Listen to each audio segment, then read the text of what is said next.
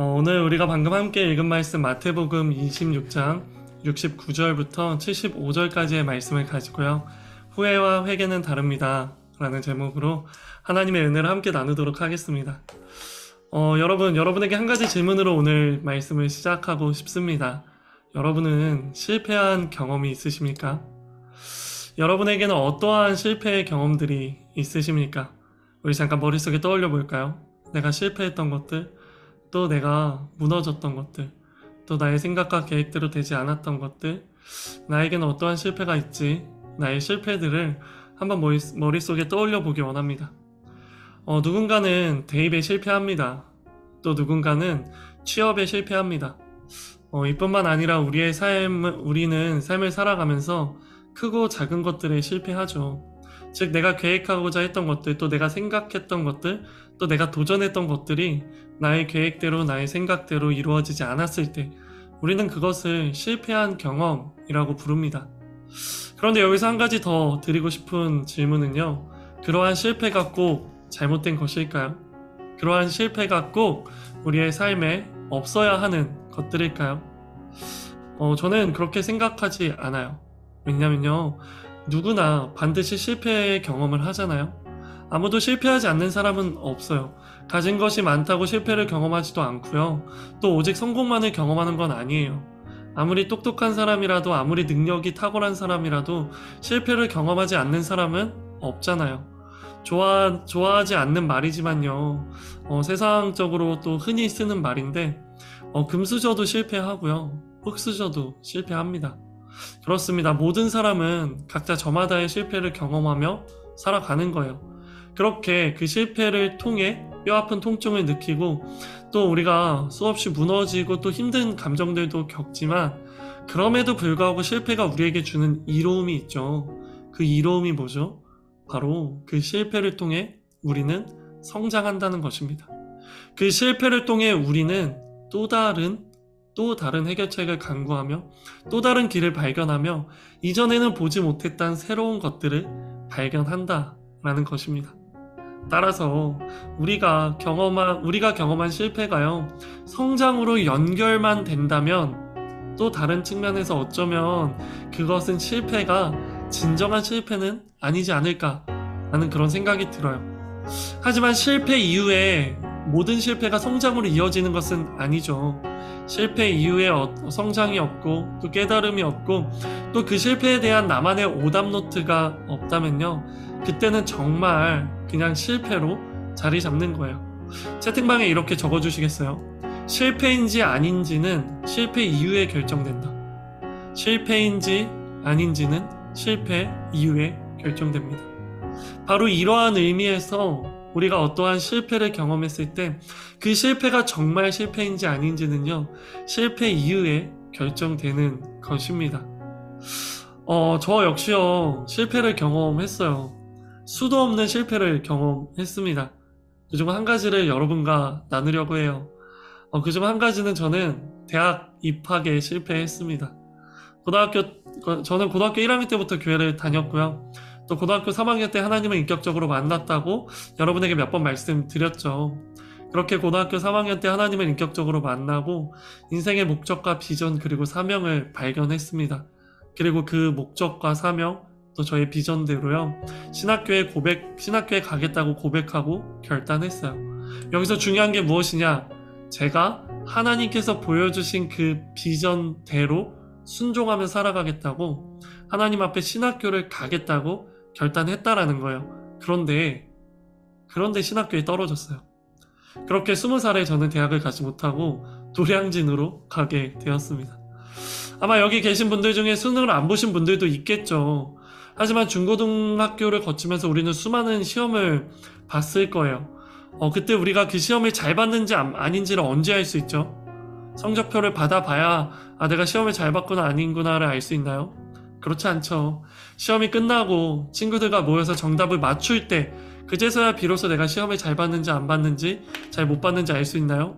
그렇지 않아요. 언제 그것을 알 수 있냐면 시험이 끝나는 종이 울리는 순간, 아니요, 문제를 풀고 있는 그 순간 우리는 직감적으로 알 수 있어요. 제가 19살에요. 수능을 보고 언어 영역 보고 언어 영역 보고, 수리 영역 보고, 점심 먹고, 외국어 영역 보고, 그리고 사회탐구 영역이 딱 끝났을 때, 그 사회탐구 영역이 끝나는 그 종이 딱 울렸을 때, 그때 머릿속에 한 가지 생각이 딱 떠올랐어요. 그 생각이 뭔지 아세요? 망했다 라는 생각이에요. 와, 진짜 망한 것 같은 거예요. 이건 결과를 보든 안 보든 확신했어요. 난 망했구나. 그렇게 수능을 마치고 터벅터벅 학교를 걸어 나가서요, 교회로 향했어요. 그리고 교회 텅 빈 기도실에 앉아가지고요, 제가 하나님 앞에 이렇게 기도했습니다. 하나님, 어떻게 내게 이럴 수 있어요? 하나님, 내가 하나님을 위해 내 인생을 바치겠다고 결단했잖아요. 내가 하나님께서 내게 주신 그 비전 때문에 나의 꿈을 내려놨잖아요. 근데 하나님, 어떻게 나한테 이럴 수 있어요? 나 진짜 수능 전에 예배도 열심히 드렸고요, 공부한다는 핑계로 예배도 안 빠지고요, 오히려 수요 예배도 가고 새벽 기도도 가고 내가 진짜 열심히 하나님 앞에 기도했잖아요. 그러면 하나님이 좀 도와주셔야 되는 거 아니에요? 그러면 하나님이 내 인생 가운데 실패가 아니라 성공이 내 인생에 펼쳐져야 되는 거 아니에요? 근데 어떻게 평소보다 훨씬 시험을 못 볼 수 있어요? 하나님, 나 시험 망했어요. 그렇게 하나님 앞에서 펑펑 울면서요, 원망하고 또 불평했던 기억이 있습니다. 이것이 바로 제가 경험한 그 수많은 실패 중에서요, 한 가지 구체적인 실패 예시입니다. 사랑하는 폴트 공동체 여러분, 여러분에게 묻습니다. 다시 물어볼게요. 여러분은 어떤 실패의 경험을 가지고 있습니까? 이러한 질문을 생각하시면서요, 오늘 본문 말씀으로 들어가 보도록 하겠습니다. 왜냐하면 오늘 우리가 함께 읽은 본문에도요, 한 사람의 완벽한 실패가 기록되어 있기 때문이에요. 그 한 사람의 실패를 통해서요, 우리의 모습을 점검하는 그런 시간이 되기를요, 간절히 소망합니다. 우리가 오늘 함께 집중적으로 살펴볼 그 한 사람, 실패를 경험한 그 한 사람, 그 한 사람은 바로 베드로입니다. 베드로가 누구입니까? 베드로는요, 예수님의 제자죠. 예수님의 12제자 중에 수제자라고 불릴 만큼 뛰어난 제자였습니다. 그리고 그는 오늘 본문 사건이 일어나기 바로 전날, 이 본문 사건이 일어나기 바로 전날까지만 해도요, 주님을 위해서라면 나의 목숨까지도 바치겠다 라고 고백하면서요, 주님 앞에 그렇게 결단한 제자였습니다. 그런데 그랬던 베드로의 모습은 온데간데 없이 사라집니다. 우리 함께 본문 69절과 70절 말씀을요, 한번 같이 다시 읽어보기를 원해요. 각자의 자리에서 함께 소리내어 읽겠습니다. 시작. 그때 베드로는 뜰에 앉아 있는데 한 하녀가 베드로에게 다가와 말했습니다. 당신도 갈릴리 사람 예수와 함께 있었던 사람이군요.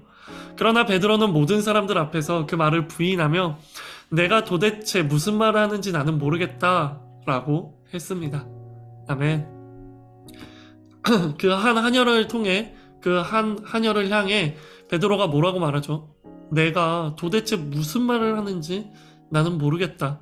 즉, 나는 예수를 모른다. 나는 예수와 함께 있었던 사람이 아니다 라고 이야기하는 거예요. 이것은 바로 어제까지만 해도 예수를 위해 목숨까지 걸겠다고 외친 베드로의 고백과는 너무 다른 고백이죠. 그런데 중요한 것은요, 베드로가 예수님을 부인한 것은 이 한 번이 아니라는 것입니다. 이미 우리가 너무나도 잘 알고 있죠. 이어지는 본문 72절과 74절은 이렇게 기록합니다. 72절이에요. 베드로는 다시 맹세코 부인하며 나는 그 사람을 모르오 라고 했습니다. 베드로의 두 번째 부인입니다. 그리고 세 번째 베드로의 부인입니다. 그러자 베드로는 저주하며 나는 그 사람을 모른다 라고 맹세했습니다. 바로 그때 닭이 울었습니다. 나는 그 사람을 모르오, 나는 그 사람을 모른다. 그렇게 베드로는 예수님을 모른다고 세 번이나 부인하게 됩니다. 그렇게 예수님을 향한 베드로의 믿음의 걸음이요, 실패로 이어지는 것입니다. 예수님을 위해 함께 죽겠다던 베드로의 고백과 결단이요, 실패로 끝이 나는 장면입니다. 그렇습니다. 그렇게 베드로는요, 예수님의 제자로서의 삶이, 또 하나님의 자녀로서의 삶이 그렇게 예수님을 위해 나의 목숨까지 걸겠다는 그 신앙이요, 실패로 끝나는 것입니다. 그런데 성경은요, 그렇게 베드로의 못난 고백, 그렇게 베드로의 실패에만 초점을 맞추지 않습니다. 이어지는 한 구절을 통해 실패 이후의 베드로의 모습에 대해서요, 성경은 분명하게 기록하고 있습니다. 제가 아까 말씀드렸죠. 실패인지 아닌지는 실패 이후에 결정된다. 과연 이러한 실패 이후에 베드로가 어떠한 행동을 하는지 우리 오늘 본문 75절을 읽어보면서 베드로가 실패 이후에 어떤 행동을 하는지 다시 한 번 더 살펴보도록 하겠습니다. 각자의 자리에서 함께 읽을게요. 시작. 그제야 베드로는 예수께서 닭이 울기 전에 네가 3번 나를 모른다고 할 것이다 라고 하신 말씀이 생각났습니다. 그리고 베드로는 밖으로 나가 한없이 눈물을 쏟았습니다. 아멘. 우리가 여기서 포커스를 맞추기 원하는 것은요, 바로 베드로를 부인한 이후의 베드로의 모습이에요. 성경은 기록하죠. 베드로는 밖으로 나가 한없이 눈물을 쏟았습니다. 뭐라고요? 베드로는 한없이 눈물을 쏟았습니다. 베드로가 후회의 눈물을 쏟고 있습니다. 그러나 분명히 합시다. 성경 어디에도 이 부분에서요, 베드로가 회개하였다 라고 기록되어 있지 않습니다. 베드로는 그저 눈물을 흘리고 뼈저리게 후회했을 뿐 회개하지는 않습니다. 사랑하는 청년 여러분, 분명히 기억하십시오. 후회와 회개는 다릅니다. 후회는요, 큰 의미가 없어요. 후회는요, 큰 변화를 가져오지 못해요. 후회는요, 우리가 경험한 그 실패를 그저 실패로 남겨두는 그런 행동인 것이에요. 채팅방을 통해 이렇게 적어주시겠어요? 후회는 아무것도 바꿀 수 없다. 후회는 아무것도 바꿀 수 없다. 사랑하는 청년 여러분, 다시 질문합니다. 여러분의 수많은 실패 중에서 특별히 하나님과의 약속과 결단의 실패를 떠올려 봅시다. 하나님, 제가 하나님 앞에 결단했던 것들이 있죠. 하나님, 제가 하나님 앞에서 약속했던 것들이 있죠. 그것들을 하나님 이 시간 떠올려지게 해주세요. 이 시간 우리가 그것들을 머릿속에 떠올려 봅시다. 누군가는요, 하나님 앞에 이렇게 결단했을 거예요. 하나님, 제가 다시는 음란 영상을 보지 않겠습니다. 하나님, 제가 음란 영상을 끊겠습니다. 결단했을 거예요. 하나님, 저는요, 다시는 술을 마시지 않겠습니다. 누군가는 또 이렇게 결단했겠죠. 또 누군가는 이렇게 결단했을 거예요. 하나님, 저는요, 혼전 순결을 지키겠습니다. 또 누군가는 이렇게 결단했을 거예요. 하나님, 친구들을 괴롭히지 않겠습니다. 등등등등. 저마다 하나님 앞에 했던 약속과 결단이 있을 것입니다. 조심스럽지만, 그리고 죄송하지만 또 묻습니다. 여러분은 그 모든 약속과 결단을 잘 지키고 있습니까? 여러분은 정말 음란 영상을 보지 않고 있습니까? 여러분은 정말 술을 마시지 않고 있습니까? 여러분은 정말 혼전 순결을 지키고 있습니까? 여러분은 정말 여러분이 하나님 앞에 한 그 약속과 결단을 잘 지키고 있습니까? 만약 그렇지 않다면 여러분들이 지키지 못한 실패한 고백과 결단은, 그리고 약속은 무엇입니까? 그것이 떠올랐다면요, 그렇다면 마지막으로 하나만 더 묻겠습니다. 여러분이 그것을 실패했을 때, 여러분이 했던 그 결단이 무너졌을 때, 그때 여러분의 모습은 어떤 모습이었습니까? 혹시 오늘 본문의 베드로처럼 눈물을 흘리고 후회만 하고 계시지는 않으셨습니까? 만약 그랬다면요, 기억하십시오. 후회는 아무것도 바꿀 수 없습니다. 후회는 아무 변화를 가져오지 못합니다. 후회는 그저 우리의 마음을 더욱 힘들게 하고 상처 주는 사단의 도구로 사용될 뿐입니다. 기억하십시오. 후회는 하나님의 도구가 아니라 사단의 도구입니다. 후회는 하나님이 역사하시는 하나님의 통로가 아니라 사단이 역사하는 사단의 통로입니다. 그러니 사랑하는 여러분, 이 시간 여러분에게 권면합니다. 후회를 넘어 회개로 나아갑시다. 후회하는 것을 넘어서서 하나님께 나의 죄를 고백하고 하나님의 용서를 구하는 회개의 단계로 넘어가야 하는 것을 기억하시기 바랍니다. 그렇다면 여기에서 여러분에게 또 물어요. 회개가 무엇입니까? 회개가 무엇입니까? 하나님, 나 이런 잘못했어요 라고 하나님 앞에 나의 잘못에 대해서, 나의 죄악들에 대해서 고백하는 것이 회개입니까? 아니죠. 죄의 고백은 회개 그 자체가 아닙니다. 죄의 고백은요, 회개의 출발점일 뿐이에요. 죄의 고백으로부터 출발하여 예수 그리스도의 보혈을 의지하여 하나님 나를 용서하여 주시옵소서. 내가 하나님의 뜻대로 살지 않았습니다. 하나님의 명령을 어겼습니다. 내가 하나님 앞에 약속했던 것들, 결단했던 것들, 하나님 그 모든 것들을 내가 스스로 무너뜨렸습니다. 하나님 이런 나의 모습을 불쌍히 여겨주시고 나의 죄를 씻어주시옵소서. 예수 그리스도의 거룩한 보혈로 나의 죄를 덮어주시옵소서. 내가 다시는 이런 죄를 짓지 않겠습니다. 나의 죄를 고백하고 그 죄를 예수 그리스도의 보혈로 의지하며 씻으며 그리고 그 앞에서 하나님 앞에 이 죄를 다시는 짓지 않겠다고 결단하는 것, 이것이 회개입니다. 하나님은요, 그렇게 우리가 후회하는 것을 넘어서서 하나님께 잘못을 고백하고 용서를 구하는 회개의 단계로 나아오기만을 기다리고 계세요. 그렇게 우리를 기다리시면서요, 하나님은 우리를 용서하실 준비가 이미 되셨다라고 말씀하세요. 하나님은 우리가 회개하며 나오기만을 기다리면서 우리를 용서할 준비를 마치셨다라는 거예요. 여기서 말하는 하나님께서 용서하실 준비라는 게 어떤 준비입니까? 하나님이 어떤 준비를 하셨습니까? 바로 예수 그리스도의 보혈로 덮어주실 준비입니다. 이미 거룩한 피는 준비되었어요. 우리의 더러운 죄, 우리의 그 악한 죄를 덮어줄 예수 그리스도의 보혈은요, 하나님이 이미 준비하셨어요. 어떻게요? 예수님께서 십자가에 못 박혀 죽으셨기 때문이에요.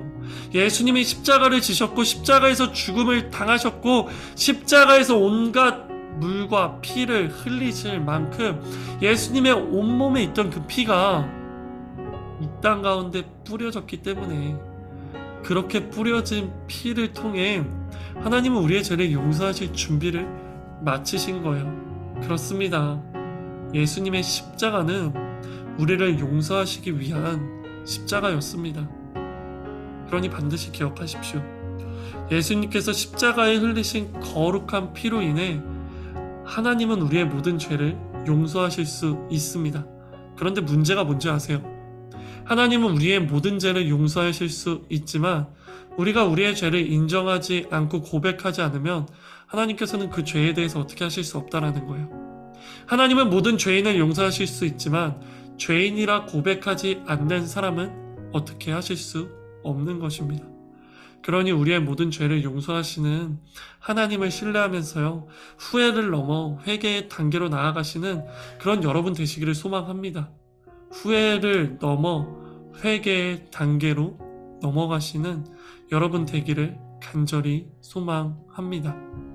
이 시간 마지막으로요, 여러분을 축복하고 이 말씀을 마치도록 하겠습니다. 이 시간 이러한 축복이 여러분의 삶 가운데 가득하기 원하시는 분들은요, 채팅방을 통해 아멘으로 화답하시기 바랍니다. 축복합니다. 저는 여러분의 이러한 베드로의 모습을 기억하였어요. 그저 눈물만 흘리고 후회하는 베드로의 모습을 뛰어넘어 회개의 단계로 나아가는 여러분 한 사람 한 사람 되시기를요, 예수님의 이름으로 축복합니다.